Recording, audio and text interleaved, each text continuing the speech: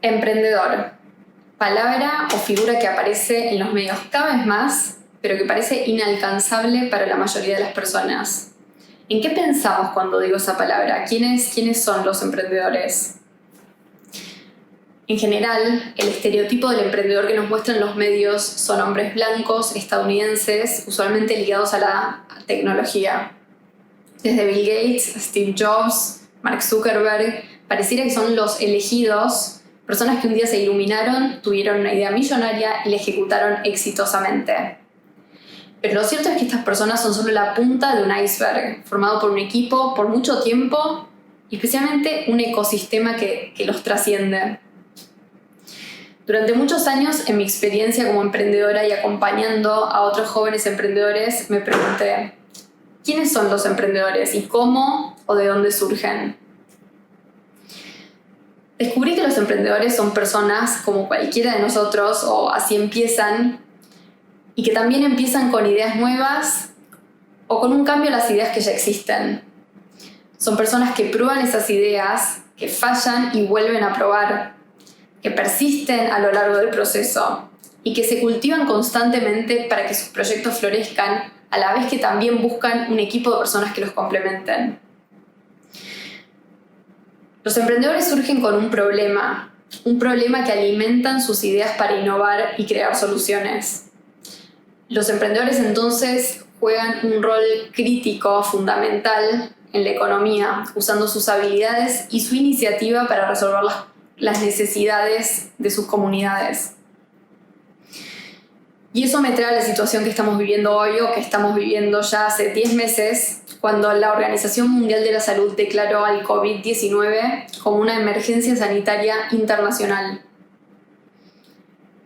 Este contexto puso el foco en las necesidades más esenciales de las personas, el foco en las falencias del sistema de salud, del sistema económico y de las redes del apoyo social en América Latina y en el mundo.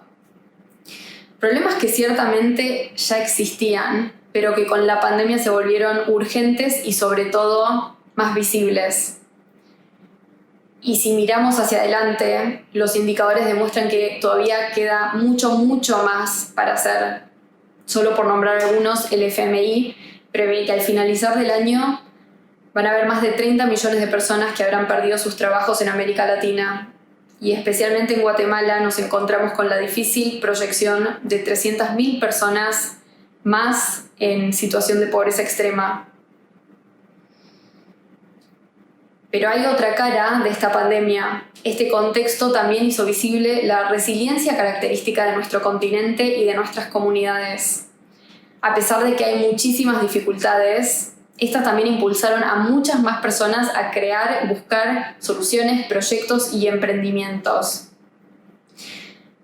En los últimos meses fui parte de varias iniciativas para apoyar a emprendedores de Latinoamérica y tuve la suerte de poder ver cómo realmente miles de personas de toda la región, distintos contextos y realidades sociales, y especialmente jóvenes, que pusieron su empeño, su tiempo, su energía para agruparse y pensar soluciones que mitiguen las consecuencias que COVID-19 generó. Vi, por ejemplo, cómo la falta de ventiladores inspiró a grupos a desarrollar ventiladores de bajo costo y más rápida producción. O vi cómo la necesidad de mantener la distancia física y suspender las clases de muchos colegios inspiró a que se desarrollen plataformas de educación digital. Y entre muchos otros proyectos, vi cómo se avanzó tan rápidamente para conectar virtualmente a médicos y pacientes de forma virtual, especialmente pacientes que no tenían acceso a un seguro de salud. Fue realmente increíble ver tanta motivación y proactividad para desarrollar soluciones en un contexto como en el que vivimos hoy. Transmite realmente una idea contagiosa a veces involucrarse en este mundo del emprendimiento. Pero lo cierto también es que a pesar de que hay muchísimas personas buscando responder estos desafíos sociales, también estas mismas personas se encuentran con varios obstáculos que hacen que los proyectos no salgan de la idea o que se traben al momento de escalar. es que sin un contexto viable se torna muy difícil a veces o imposible incluso encarar un proyecto de impacto. Entonces es importante entender qué factores ayudan a que estos proyectos prosperen. Y eso lleva a la pregunta de qué nace primero, el emprendedor o el ecosistema. Si esto fuera un examen de opción múltiple o para adaptarnos a la actualidad o a la virtualidad, si esto fuese una encuesta en las historias de Instagram, la opción correcta entre emprendedor o ecosistema sería ambas. Necesitamos trabajar las dos en simultáneo para permitir que se retroalimenten entre sí y realmente impacten al desarrollo del país. Entonces hoy quiero compartirles 5 factores que ayudan a que ambas prosperen. No son los únicos factores, pero son factores fundamentales, empezando por concientizar. Pasar del emprendedor aspiracional al emprendedor real, empezando por visibilizar a quienes están haciendo la diferencia en nuestra comunidad, personas concretas. Es importante construir a esa figura unipersonal. El emprendimiento no se logra en soledad y no se logra de un día para el otro. Siempre nos muestran a una figura, pero detrás de ella hay un equipo interdisciplinario. Y resalto el concepto porque no todos podemos saberlo todo y la errónea percepción de que sí puede evitar que muchos comiencen este camino. Tenemos que armar equipos, trabajar en conjunto, unir esfuerzos con distintas personas, distintos sectores de la sociedad, pero sobre todo hay que tener paciencia. Pensar que una idea es fundamental para emprender, pero el éxito depende de su ejecución.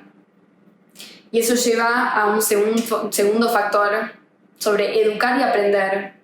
Uno puede nacer con una personalidad apasionada, resiliente y proactiva, todas estas cualidades que ayudan a emprender. Pero no se nace emprendedor, y menos como emprendedor exitoso. Esto es un proceso que se cultiva con el tiempo y sobre todo con el conocimiento. Piénselo como un músculo que cuando más se ejercita, mejores resultados tiene. Por eso es importante que las currículas estén pensadas y creadas para aprender a emprender, independientemente de la disciplina que uno persiga. Pero también es importante cultivar este músculo emprendedor, no solamente a través de la educación formal, sino también a través del trabajo. Ya sean proyectos propios como no propios, está comprobado que la práctica y la experiencia lleva a mejores resultados. Un tercer factor es socializar. La diversidad es una de las mejores aliadas de la innovación. Si quieres emprender, lo mejor es salir y conocer a personas con contextos y conocimientos distintos al de uno, con el que uno se pueda complementar. Y si en tu ciudad no existen estos espacios de interacción, uno puede aprovechar las redes que ya existían y ahora están creándose o expandiéndose, respondiendo también a la pandemia. Lo importante es realmente conectarse con gente y potenciar sus esfuerzos. Un cuarto factor es sobre crear infraestructura. No hay que salir afuera de la región para encontrar sistemas que tengan una infraestructura legal e impositiva que fomente el emprendimiento. Por ejemplo, en Chile, uno puede crear una empresa en un solo día. Además, en muchos países de Latinoamérica se cuentan con impulsos desde lo impositivo para ayudar al emprendedor a dar ese primer paso. Y por otro lado, la pandemia dejó también en evidencia que el acceso a Internet pasó de ser un lujo a una necesidad, determinando no solamente el acceso a la información, sino también a las oportunidades a las que uno puede acceder. Al adentrarnos cada vez más en un mundo digital, es importante fortalecer el acceso a la conectividad, una necesidad crítica para emprender y también para aprender. Especialmente en un país como Guatemala, donde el acceso a Internet es del 34%, eso nos deja mucho potencial para responder. Y por último, algo en lo que todos podemos contribuir desde hoy, se trata de erradicar el estigma del fracaso. ¿Ustedes piensan que es socialmente aceptado decir, por ejemplo, que el año pasado estaban construyendo una empresa y fracasó? En muchas comunidades el fracaso tiene una carga muy pesada. Es una marca que se arrastra en la trayectoria profesional, pero en otras es una muestra de iniciativa. Yo recomiendo asumir una actitud metodológica, analizar las causas del fracaso para aprender de la experiencia y lograr mejores resultados.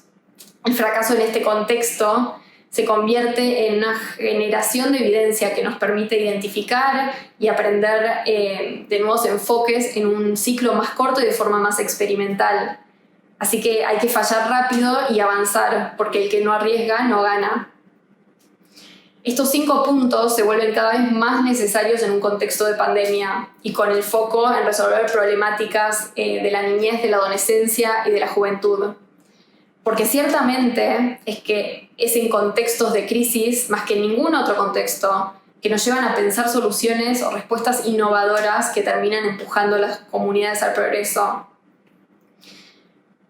Necesitamos entonces emprendedores que desarrollen y generen nuevas ideas, productos o servicios, pero también necesitamos de todos para facilitar este ecosistema de innovación, porque ya sea el lugar en el que estemos dentro de la sociedad, todos realmente podemos contribuir. Y es por eso que los invito a dar este primer paso y empezar por reimaginar el ecosistema emprendedor para Guatemala y Latinoamérica, para que sea un país y una región que se pueda definir por su tasa de emprendedores, con la mira en el progreso de las comunidades para construir un futuro mejor para los niños, para los adolescentes y para los jóvenes. Creo que así vamos a conseguir mejores resultados. Así que muchas gracias por escuchar.